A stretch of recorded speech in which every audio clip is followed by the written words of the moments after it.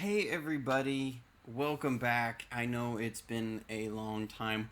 We're revving up to get back into some physical services on Wednesday nights, and I can tell you personally, these past 3 months have been rough. If I were completely honest, I'd tell you that when we had to things down for the second time, and I'm not putting this blame on anybody or anything or saying that we shouldn't have shut down. But when we had to shut down again, it really hit me hard. And if I were completely honest, I would tell you I went into a deep depression, and I felt like I'd been kicked in the gut. And the one thing I was holding on to was the hope that we could still have a summer camp together. Um, but that didn't end up happening, as you know, and it just things got to a point where it just wasn't the wise thing to do, and there was way too many things that were just at risk. And many of you received my message the day that we had to announce that we were canceling our summer camp, and I can tell you that that message was written through teary eyes. I felt defeated. I felt like I'd let everyone down. I felt like I had failed. And I think this season, this year 2020, has been hard on everybody. I think we've all felt like that at some point this year. We've tried to adapt in some ways, and we've found that in some ways we can, and in a lot of ways we can't. For a while, I felt like I was the only youth pastor going through this. Like I was just the one guy who couldn't make lemonade out of lemons. And then I was meeting with some other leaders from around our district, and some of these are guys that I've had huge amounts of respect for and have looked up to, and we were all in this room in Montgomery. We were social distancing, of course, but we were talking and being open about our struggles, and I found out that many, like we had, started out gung-ho for streaming services, and within a couple months had stopped completely. Churches across our country are seeing people stop attending altogether. Even churches that started meeting physically again, they're only seeing on average about a third of their normal attendance. And it's not being made up online. People have just stopped attending church in any way. As I've been working through this and struggling with the whys and hows of this happening, and what we could do or what we could have done or how we should navigate this time, it's been hard to figure out how to minister to people when I myself feel completely defeated and empty. It's been, God, how do we get through this time? How do we navigate these situations? And that was when God spoke something to me. And he showed me something in his word, and it's as if we've adopted this low carb life with Jesus, much like the low carb diet trend, right? Now, if there's one thing COVID might have kickstarted, let me go back. Sorry, I'm dealing with some issues sleep-wise, and I'm having a hard time keeping track of all my thoughts. But if there's one thing that COVID might have kickstarted as opposed to shutting down, that's dieting. I think dieting's always been a big thing. I remember looking at it a few years ago, and in 2016, I believe there was 190,000 books on, if you looked up dieting off Amazon, there was 190,000 books that were possible off Amazon for just dieting.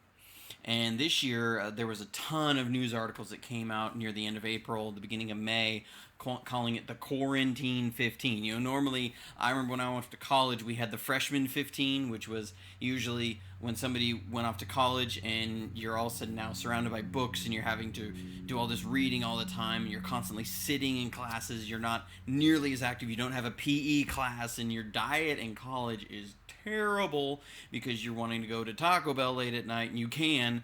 That most freshmen in college would gain 15 pounds, and they were talking about the Quarantine 15, that we all got sent home and we're sitting at home. And people, when you're stressed and you're just sitting at home, what do you tend to do? You tend to eat and snack. And so they were seeing that there was a huge push near the end of April and beginning of May of people getting in, okay, we're going to lose the Quarantine 15, we're going to start dieting again. I've tried different diets over the years, and this year wasn't any different. And as I kind of started on this journey again, I had this one guy who messaged me, and he would ask me how I was doing and how's the nutrition going, how's everything going, and I told him it was going okay, and then he popped the question. Not that question. But he popped the question and wanted to see if I was interested in a health assessment. I went, okay. I see where this is going. And he added me to a Facebook group where people are like all in on this diet craze because they're selling a diet, right? And people are all into this diet craze. I mean, people on this page are like, I mean, they're all in on this, and you know those people, right? They get one thing in their head that is the answer for everything in life, right? Like there's this one thing that if you just get into this and you do this and you pour your life into this, it's gonna fix all the problems you have in your life. I remember a few years ago, the big thing that was the answer to everything was CrossFit. How many of you remember that when CrossFit? I mean, it's still kind of around, but I mean, it was like this huge thing that was showing up everywhere. Everywhere people are posting videos where they're taking medicine balls and throwing them against the wall because that's how you lose weight. But, it was the answer to everything. If you're depressed, well, you just need to do CrossFit. If you're overweight, do CrossFit. If you're lonely, join a CrossFit group. If you're not making enough money, well, start doing CrossFit. You have more energy, you work better, and you'll do better there. You have a weird mole like growing on your back, do CrossFit because that'll make it better. It was becoming this thing where people were so into that CrossFit was just the thing that everybody was missing from their lives. I remember my wife and I were once in this Starbucks, and I'm not even sure what city we were in. I think it was Louisville. It might have been Portland. I can't remember which. But I remember what I saw absolutely. And what we saw was we're sitting in the Starbucks, and we're looking out the window. It's in the middle of this big city. We look out the window, and here comes this group of like 25 people. They're all in workout clothes, and they're all carrying these like 10-gallon water jugs like that you see strapped to the back of off-road vehicles. Not the gas cans, like the water jugs. And I'm like, what in the world? And the guy comes to bring us our coffee, and he could see the look on her face of just staring out the window like, what is going on? And he says, oh, that's a CrossFit group. They come by every day. They're from a CrossFit gym a couple blocks away. Like, that was one of their exercises. Go grab a big awkward jug of water and walk around the blocks a few times. But like that was the thing that everyone was like, you got to do this and it'll solve all your problems. And if you go to the store, you'll see all sorts of magazines on diets, right? There's the low-fat diet, there's the low-carb diet, the no-carb diet, which keto, the paleo diet, which that's a diet that says you should eat like cavemen because cavemen were all really fit. And that's how our bodies are designed. Well, the problem is you're not chasing the cow across the plains for 3 days with a pointy stick before you get it on the ground and bludgeon it with a giant rock. I think if we all did that with our food, we would, yes, be a lot fitter. But this Facebook group this guy adds me to is a rabid keto group. And I'm not saying that keto doesn't work. That's not the point. But I sent this message back, and I said, well, here are my goals, and here's my activity goals, and I do think I have some medical problems inhibiting some of these things, and so I'm not sure this is the right fit for me. And this guy was like, man, he's all in and sending me messages like, how you doing and all this stuff. He just sends me back a message that says, I wish you good luck on your journey. So it was really more about getting me to jump on board with this idea of taking this certain diet plan because that was what was really missing in my life. But the whole idea behind the keto diet or low carb diets, or which is no carbohydrates, is the idea that if you take those out, that you're going to be able to lose weight and you'll feel better. And some people do, and for some people it can work great. But things like sugar, bread, pasta, potatoes, fruits, things like that. And as I was beginning to think about this, and what God was showing me as I was reading Scripture, was that I think a lot of us have been on a low carb diet for a long time with Jesus. And what do I mean by that? It's interesting. In John chapter 6, we have a miracle that's performed by Jesus. And it's one of only 2 miracles that every single gospel talks about. The other miracle is the resurrection. So what are the 2 miracles that every gospel finds important enough that all of them mention? Every other miracle that Jesus does will be missing out of one of the gospels. At least one. Sometimes 2, sometimes 3. So what is it about this miracle and the resurrection that is so important? Well, what is that miracle? It's when Jesus feeds the 5,000. And so what happened with that? Well, Jesus is teaching and people are gathering around. They hear he's this great teacher and they want to hear these words that he has. And so they go out, and Jesus is out in the wilderness, and he goes out they go to hear his teaching. And I may sneeze here. It's not COVID, I promise. It's not Rona. But they go out to hear his teaching, and then it's getting late, and all these people are really hungry, and Jesus ends up feeding these 5,000. It was 5,000 men. Most theologians believe it was probably closer to 15 to 20,000 people, because the men were just the men out of the family, and they would not have gone out there without their family. Family units stuck together in everything they did. And so you had entire families going out there. So there's 15 to 20,000 people. It'd be like if you showed up at a completely packed BJCC and someone was like, "Hey, so are you gonna provide food for everybody?" And and it was like, "Well, how much is this gonna cost?" And they're like, "Maybe $25,000. You think you can come up with that?" It would be a ridiculous idea. Well, Jesus ends up miraculously feeding these people with 5 loaves of bread and 2 fish. And after this, then Jesus, knows that he sees the people are really like, wow, this guy gave us all this great food, and they say, we need to make this guy our king. It's this idea that this guy's going to promise us all this stuff, and he's going to give us all this stuff.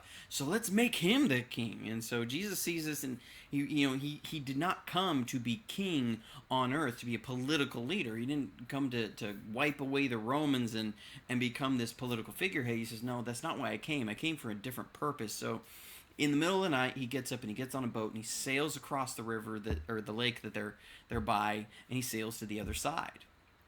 And when the people wake up, they're hungry, like many of us are in the morning, and they want breakfast. But there's no breakfast joints around, so they go looking for Jesus. And someone's out there, he's like, "Hey, I think he ran over yonder, y'all." And so the people, they take off after Jesus, where this guy says that he thinks he saw him. And when they get to the other side, they find Jesus there, and they approach him, and they say, "Teacher, when did you get here?" They're kind of like, "Wow, that's crazy. When did you get here? It's weird running into you out here." And Jesus knows what they're up to. And so he says, "I tell you the truth. You were looking for me not because you saw miraculous signs, but because you ate the loaves and you were full." And what he's really saying is, y'all ain't here because you really think I'm God. You're here because you got a free meal and you want more. And then this sparks a conversation, and he tells them not to try and work for physical food. And then they say, "Well, what do we need to do then?" And he says, "Believe in me." And then they say, "Well, when our forefathers were in the desert and believed in God, Moses gave them bread called manna." So they're coming back to this idea that they want to be fed physical food again. They're trying to trap Jesus in this, like, well, so you're saying that we're only coming for food? No. We came because we want to do the works of God. And he says, well, the works of God are to believe in me. And they're like, well, believing in God, we did that, and Moses gave us bread, so, and so it's kind of like they're saying, well, if we do this, shouldn't we get some bread? This is like when we go to the Olive Garden and you order food, they bring you bread. And so then Jesus says, it wasn't Moses who gave you bread from heaven, but God who gives you the true bread from heaven. And then he goes on to say, and a short time later, he says, "I am the bread of life." This starts what we call in theology the bread of life discourse. There's meaning the statement of Jesus saying that I am the bread of life, and everything that goes on that. And this would have been a powerful statement to any Jew of that time. So you have to understand that some of the things that maybe take us a while to connect the dots, for Jews in that day, it would have been an immediate thing that they would have connected to, because Jewish people of that day, they had the first 5 books of the Bible memorized by the time they were 12 years old. So when Jesus is talking about this bread from heaven, they knew he was talking about manna, and the connection was very clear. And so one thing we have to understand about manna is that when the Israelites were roaming in the desert after they had been led out of Egypt, God provided food for them every day in the form of a bread called manna. And Sunday through Friday, the people would get up every day and go out and they would gather the day's manna in the morning. And on Friday, they would gather up 2 days' worth because they weren't supposed to work on Saturday or the Sabbath. But like most of us do when we have to trust, the people started out trying to put some away in savings just in case there was some that didn't show up the next day. So they'd go out and they started out gathering up 2 and 3 days worth of manna, even though God explicitly told them just to gather enough for that day. And then they'd kind of hide it in their tent somewhere where nobody else can see, because if the next morning they wake up and there's no manna, you don't want your neighbor to know that you have a stockpile, because then they may try and get into your stockpile when that's what you're really having to keep your family provided for in case it doesn't show up. Then, though, the next day they'd wake up and the manna that they tried to save would be completely spoiled. It says it was full of maggots and worms, and so it was completely useless. God was not going to allow the people to live off of yesterday's provision. The point was that the people had to trust God every single day.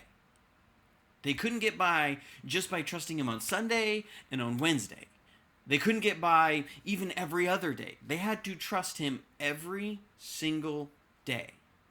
So when Jesus is saying, I am the bread of life, He's saying, you need me every day of your life. You have to believe in me every single day to survive. You need to come to me and eat and drink of me. Take in all that I have for you every single day. I think this pandemic has shown how many of us are living on a low-carb diet with Jesus. We're not eating nearly enough bread. We haven't been eating it every day. We've been coming in on Sundays and Wednesdays trying to get full enough to last us the other 5 days. And then we wonder why we can't shake the bad habits.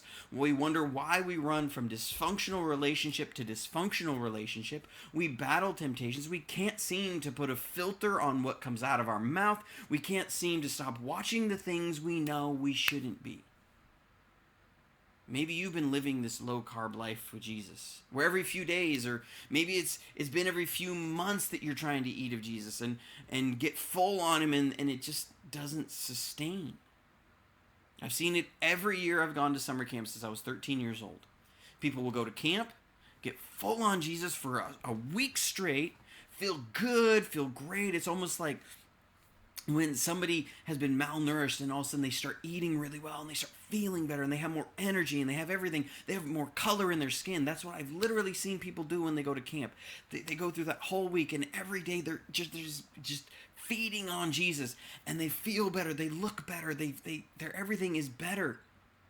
But then they get out of camp, and within 2 weeks, they're right back into all the garbage that they left at the altar. Why? Because they didn't keep feeding on Jesus. That nourishment that they got at camp wasn't enough to hold them every day for the rest of their life. It wasn't enough to hold them even 2 weeks. That's why we've seen a drop-off since people can't be in church. The little bit they were getting of the bread a couple times a week wasn't there like it was before. And an already malnourished people couldn't take a hit to their diet. But the challenge to us is, are we going to go to Jesus every day and be eating of Him? That's talking to Him daily, believing in Him daily, taking time to really think through what it means to believe in Him. Think about, how are you going to trust Him today? Will you be a person that starts to live a high-carb Jesus life? One that relies on Him every day. One that has a relationship with Him every day. One that communes with Him every day. Or are you going to continue trying to live a malnourished life? One that will never sustain you. And I'm going to pray for you, and we're going to pray. And then I have a couple of announcements right after, but let this challenge sink in. Will you be somebody who lives off of Jesus every day?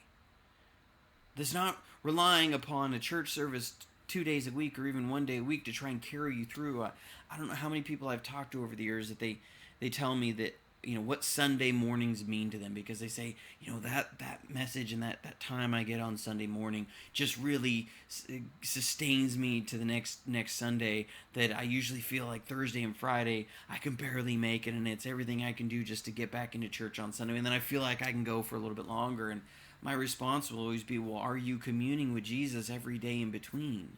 If you're relying upon a great message or the quality of the message from a Sunday to carry you to the next one, there's going to be weeks where you may feel great all week, and then can be other weeks where it may only get you 2 days. You can't rely on somebody else for that. I think this pandemic has taught us that, has shown us that. Are we relying on other people to feed us Jesus every day? Because if we are, we're malnourished. We have to find a way to commune with Jesus every day, to get into his word every day, to talk with him every day, to trust in him every day. So will you be that person that starts to live a high carb Jesus life? Says, I'm not going to be malnourished anymore. Let's pray. Lord Jesus, I thank you for this time. I thank you for the gift of your word. I thank you for the truth of your word. I pray that everybody who watches this and hears this will be challenged to live a life there where they daily engage with you, where they daily commune with you, daily believe in you, daily dive into you, and get fed by you.